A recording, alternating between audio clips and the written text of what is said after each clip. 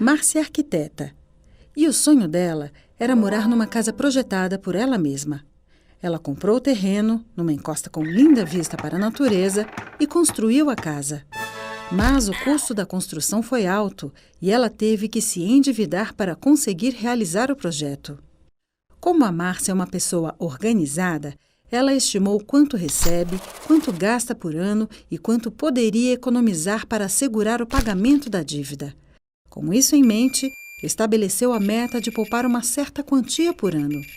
Também decidiu que iria acompanhar mensalmente se a meta seria alcançada, controlando as despesas de acordo com os pagamentos que recebe.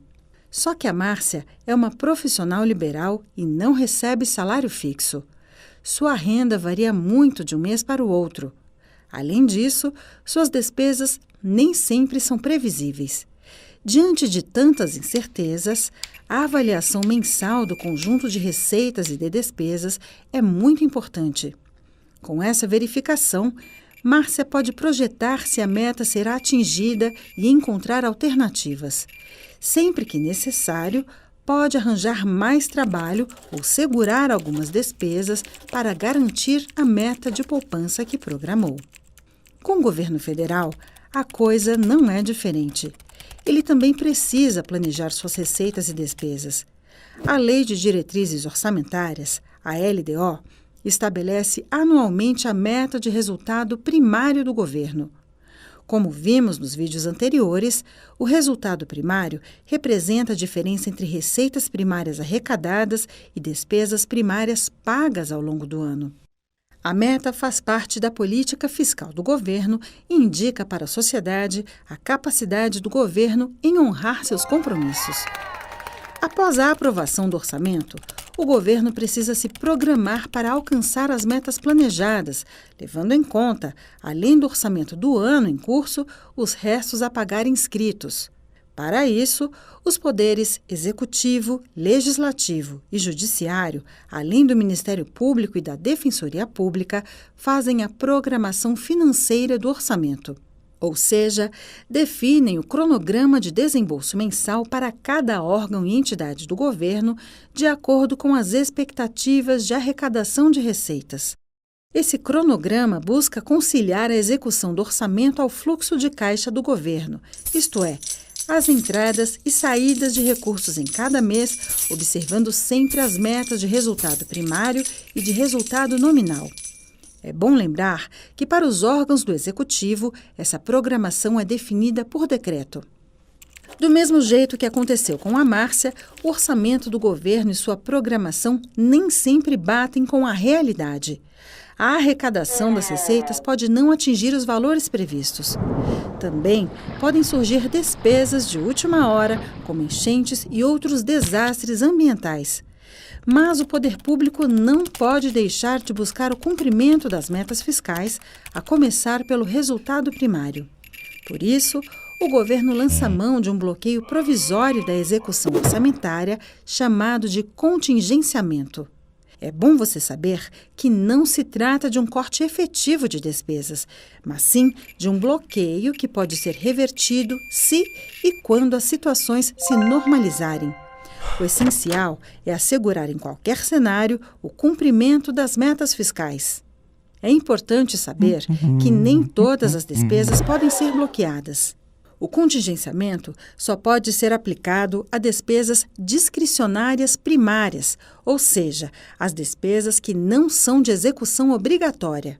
Por exemplo, não podem ser bloqueados os pagamentos dos salários do funcionalismo público, aposentadorias e pensões, transferências constitucionais para estados e municípios, além de alguns recursos vinculados à saúde e educação. Esse bloqueio também não pode ser aplicado às despesas financeiras, como juros e encargos da dívida pública. Do mesmo modo, as empresas estatais estão fora do contingenciamento. Existem ainda outras exceções definidas na Lei de Diretrizes Orçamentárias, a LDO. Os gastos de manutenção dos poderes legislativo e judiciário, além do Ministério Público e da Defensoria Pública, não podem ser bloqueados. Esses gastos são, por exemplo, pagamento de água, luz, telefone, internet ou compra de bens não permanentes como papel e material de limpeza. Em compensação, as despesas derivadas das emendas parlamentares individuais e as de bancadas estaduais, apesar de serem de execução obrigatória, podem ser contingenciadas. No caso do Poder Executivo, os decretos de contingenciamento informam os valores a serem bloqueados por Ministério e outros órgãos, como a Presidência da República. A partir dessa definição, são eles próprios que estabelecem internamente as despesas que devem ser limitadas. O acompanhamento do que foi planejado segue um ano inteiro e são feitas revisões bimestrais dos decretos que podem aumentar ou diminuir os valores bloqueados conforme as projeções de arrecadação. Como vimos nos vídeos anteriores, a meta do resultado primário compreende o conjunto dos governos federal, estaduais e municipais. Por isso, o contingenciamento é realizado também pelos estados e municípios em seus respectivos orçamentos.